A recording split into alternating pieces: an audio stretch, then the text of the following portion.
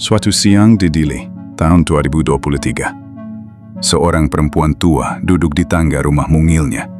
Kulitnya legam, matanya keriput, tangannya gemetar memegang mangkuk nasi putih yang hampir hambar. Ketika ditanya bagaimana rasanya hidup setelah merdeka, ia menjawab lirih, "Kami bebas, tapi lapar." Sebuah ironi besar. 2 dekade lalu, dunia bersorak menyambut kelahiran negara baru, Timor Leste.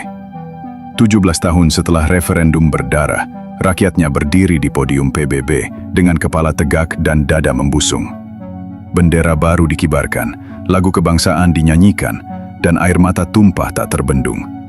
Namun setelah itu, hanya sepi. Dari penjajahan ke kekosongan, Timor Leste memproklamasikan kemerdekaannya dari Indonesia pada 2002. Sebelumnya, sejak 1975, wilayah itu diselimuti konflik. Portugal pergi dengan tergesa, meninggalkan kekosongan politik. Indonesia masuk, membawa pembangunan tapi juga luka. Dan akhirnya, lewat tekanan internasional dan suara rakyat yang tak sejalan, wilayah kecil itu memisahkan diri. Tapi inilah pertanyaannya. Setelah bendera dikibarkan, siapa yang membangun jalan? Siapa yang mengisi APBN? Siapa yang memberi makan rakyat? Jawabannya bukan negara sendiri. Setidaknya belum. Hingga hari ini, lebih dari 80% APBN Timor Leste masih bergantung pada ekspor minyak dan bantuan luar negeri. Infrastruktur dasar belum selesai.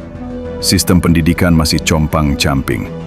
Dan birokrasi banyak diisi oleh mantan pejuang yang belum pernah mengelola negara, hanya tahu cara memegang senjata.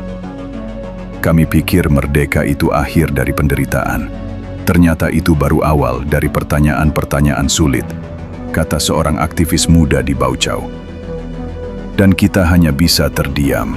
Papua, dengarkan ini. Kepada saudara-saudaraku di Papua yang mendamba kemerdekaan, mari jujur sejenak. Kita tidak menyangkal luka. Kita tahu sejarah yang bergarah. Kita tidak menutup mata terhadap ketimpangan atau ketidakadilan yang masih terjadi. Tapi kita juga tidak boleh menutup telinga terhadap jeritan tetangga sebelah. Timor Leste adalah peringatan dini bahwa keluar dari Indonesia bukan berarti bebas dari masalah. Sebaliknya, bisa jadi kita akan memulai dari nol, sendirian, tanpa dana, tanpa jaringan diplomatik kuat, tanpa SDM cukup untuk mengelola negara. Apa Papua sudah siap dengan itu? Pertanyaan yang pahit, tapi harus dijawab. Siapa yang akan menggaji guru-guru dan dokter di Pegunungan Bintang? Siapa yang akan membangun jalan dari Yahukimo ke Merauke? Siapa yang akan membayar listrik di Asmat ketika tambang emas sudah habis? Stay Made begins path compacts by the Father Walds. The Not Words said that path compacts one while Walds build out Not Words said. But effect for these mots, with that was the different general size and people suggest still Ward said the pathos schools in districts. Mudah sekali memberi label. The fakta sejak otonomi khusus digulirkan, Papua menerima dana transfer triliunan rupiah setiap tahun. Bandara dibangun, sekolah-sekolah dihidupkan, dan kini kampus-kampus di tanah Papua mulai berdiri megah. Apakah itu cukup? Belum. Apakah adil sepenuhnya? Tidak selalu. Tapi proses sedang berjalan. Indonesia bukan malaikat, tapi juga bukan iblis, ujar seorang dosen asal Biak. Kalimat sederhana, tapi jujur, karena membangun negeri itu bukan soal memilih antara hitam atau putih, tapi berjuang dari abu-abu yang penuh kompromi. Dan faktanya, dalam NKRI, Papua punya peluang. Keluar dari NKRI, belum tentu ada peluang. Yang ada hanya tantangan tanpa jaminan. Kemerdekaan bukan sekadar bendera. Hari ini, Timor Leste masih bergelut dengan pengangguran, ketimpangan, dan ketergantungan terhadap luar negeri. Banyak rakyatnya justru kembali ke Indonesia untuk mencari kerja. Ironis, bukan? Mereka dulu berjuang mati-matian untuk keluar dari Indonesia. Tapi kini, anak-anaknya mengantre visa ke Kupang, Jakarta, atau Surabaya. Kami punya negara, tapi negara belum bisa memberi kami masa depan. kata seorang guru di Ermera. Kutipan itu mengiris, tapi nyata.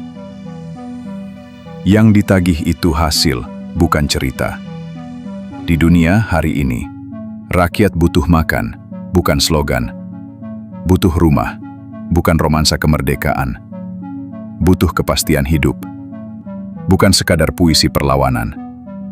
Dan dalam semua hal itu, Papua hari ini jauh lebih punya harapan bersama Indonesia dibanding Timor Leste yang harus berdiri sendiri dalam kerapuhan. Bukan berarti Papua harus diam, tapi mungkin yang perlu diperjuangkan bukan keluar dari NKRI, melainkan memperkuat posisi di dalam NKRI. Penutup, Papua tidak butuh lepas, tapi diangkat. Kita semua tahu, sejarah menyakitkan, tapi solusi dari rasa sakit bukan selalu pisah. Kadang justru saling menguatkan, menuntut hak dengan cerdas, dan mengubah sistem dari dalam. Karena ketika sebuah bangsa memutuskan keluar, semua konsekuensi akan ditanggung sendiri, dan sejarah tidak bisa diulang. Papua harus belajar dari Timor Leste, karena bila kita tidak belajar dari sejarah tetangga, kita bisa menjadi korban sejarah selanjutnya. Ketika euforia menjadi beban. Dulu, ketika Timor Leste resmi diakui dunia, euforia meledak. Lagu kebangsaan Patria berkumandang di aula PBB. Media asing memuja keberanian rakyat kecil melawan raksasa Asia Tenggara. Tapi seperti semua pesta yang terlalu cepat dirayakan, mabuk kemenangan itu tak bertahan lama. Hari-hari berikutnya, rakyat mulai bertanya, kemerdekaan ini untuk siapa? Sebuah ironi besar. Kebebasan yang diperjuangkan dengan darah kini hanya menghasilkan antrean panjang di dapur umum. Anak-anak yang dulu berlari di bawah bendera baru kini berjalan kaki berjam-jam menuju sekolah beratap seng dan papan bolong. Dulu kami pikir Indonesia kejam, tapi ternyata sendirian lebih menakutkan, ungkap seorang mantan kombatan, Valintil, kini sopir angkot di Dili. Ia tidak menyesal ikut berjuang, tapi ia juga tidak memungkiri rasa kecewa. Merdeka ya, tapi kenapa kami makin jauh dari sejahtera? Papua dan ujian sejarah. Papua sedang berada di persimpangan sejarah. Di satu sisi, semangat perlawanan terus menyala, didukung diaspora dan jaringan internasional. Tapi di sisi lain, realitasnya jauh lebih kompleks. Papua bukan hanya pegunungan dan bendera bintang kejora. Papua juga tentang puluhan kabupaten yang bergantung pada APBN, ribuan anak muda yang butuh lapangan kerja, dan desa-desa terpencil yang butuh jembatan, bukan jargon. Apakah Papua sudah siap merdeka? Atau lebih penting, apakah rakyat Papua siap menanggung akibat dari kemerdekaan yang prematur? NKRI, sebuah rumah retak yang masih bisa diperbaiki. Kita tidak membela Indonesia secara membabi buta, tidak juga menutupi kebobrokan yang terjadi, dari korupsi, militerisasi, hingga diskriminasi yang masih hidup di lorong-lorong birokrasi. Tapi kita juga harus jujur, Indonesia sedang dan terus berbenah. Dana otonomi khusus, OTSUS, telah mengalir lebih dari 100 triliun sejak 2001. Apakah semua tepat sasaran? Tentu tidak. Tapi apa artinya? Artinya, Indonesia tidak menutup mata. Yang dituntut bukan sekedar lepas, tapi keadilan. Dan keadilan bisa diperjuangkan tanpa membakar rumah sendiri. Kalau rumah kita bocor, jangan langsung lari ke jalan. Perbaiki dulu, atau paling tidak, rebut palu dan paku dari tangan tukang yang tak becus. Jangan jadi Timor Leste kedua. Timor Leste hari ini adalah negara kecil yang lemah bukan dilindungi, tapi dikendalikan. Membangun dari dalam, bukan kabur keluar. Yang dibutuhkan Papua bukan kemerdekaan, tapi keadilan dan kesetaraan. Yang diperlukan bukan referendum, tapi reformasi dalam NKRI. Dan ya, itu sulit. tapi bukan mustahil. Sudah banyak contoh, dari Aceh yang kini damai hingga Sulawesi yang makin maju karena pembangunan berbasis lokal. Mengapa Papua tidak bisa? Bukan karena tak mampu, tapi karena terlalu sering dijebak oleh narasi harus pisah dulu baru sejahtera. Padahal bisa jadi kebalikannya. Pisah dulu, lalu baru sadar kita butuh Indonesia lebih dari yang kita sangka.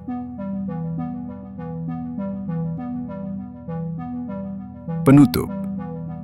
Merdeka bukan soal status, tapi soal arah. Papua adalah tanah yang kaya, emas, gas, dan budaya. Tapi kekayaan itu tidak otomatis berubah jadi kemakmuran jika sistemnya tidak dibangun. Belajarlah dari Timor Leste. Kemerdekaan tanpa fondasi hanya akan jadi kutukan. Freedom is not just about breaking chains. It's about building futures. Nelson Mandela. Papua tidak butuh simbol. Papua butuh struktur. Papua tidak butuh kemerdekaan yang terburu-buru. Papua butuh masa depan yang terjamin. Dan hari ini, suka tidak suka, masa depan itu lebih mungkin dibangun dari dalam NKRI. Kita tidak sedang bicara soal nasionalisme picisan. Kita sedang bicara tentang logika sejarah dan keadilan sosial. Tentang pilihan yang akan menentukan hidup berjuta manusia. Bukan hanya generasi hari ini, tapi generasi yang akan lahir besok. Jadi, tanyakan lagi, baik-baik, dalam hati. Apa benar yang kita kejar itu kemerdekaan? Atau sebenarnya hanya pelarian dari masalah yang tidak kita selesaikan bersama?